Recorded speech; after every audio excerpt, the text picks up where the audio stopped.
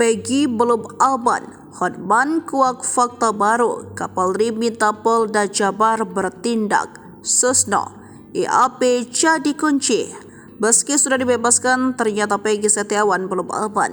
Hal ini diungkap pengacara keluarga Vina, Hotman Paris, bahkan Peggy masih berpeluang ditahan. Penyebabnya dalam putusannya, Hakim Eman hanya mengatakan ada pelanggaran hukum acara. Sehingga jika penyidik memperbaikinya, maka proses penyidikan berlanjut lagi. Dengan menetapkan Peggy sebagai tersangka, kata Hotman Paris, dikutip Tribun Jakarta dari akun Instagram Hotman Paris Official Selasa 9 Juli 2024. Sebab hakim menyebut penyidik belum pernah memeriksa Peggy sebagai calon tersangka dan sebagai saksi. Maka kalau penyidik mau, besok-besok panggil Peggy sebagai saksi. Lalu ditetapkan tersangka, bisa ditahan lagi secara hukum acara normatif, katanya. Ia berkata seperti ini agar warga tahu dan bisa mengawal kasus ini. Agar masyarakat tahu Peggy itu secara substansi perkara belum bebas, hanya terkait aspek teknik prosedur hukum acara, ujarnya.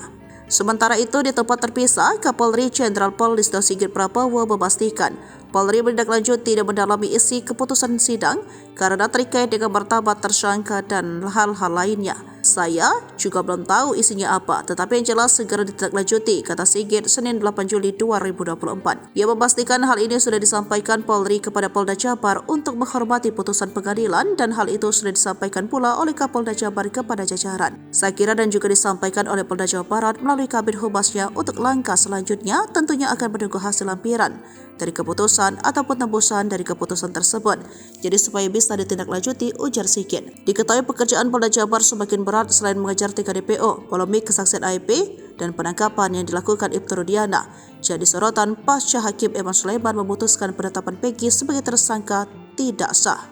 Menyoroti ini, mantan Kabareskrim Polri Susno Duaji menyoroti AIP dan curiga ada kaitannya dengan pelaku pembunuhan Vina Cirebon dan Eki. Sebagai saksi, AIP mengetahui secara detail nama-nama orang yang ditangkap oleh polisi.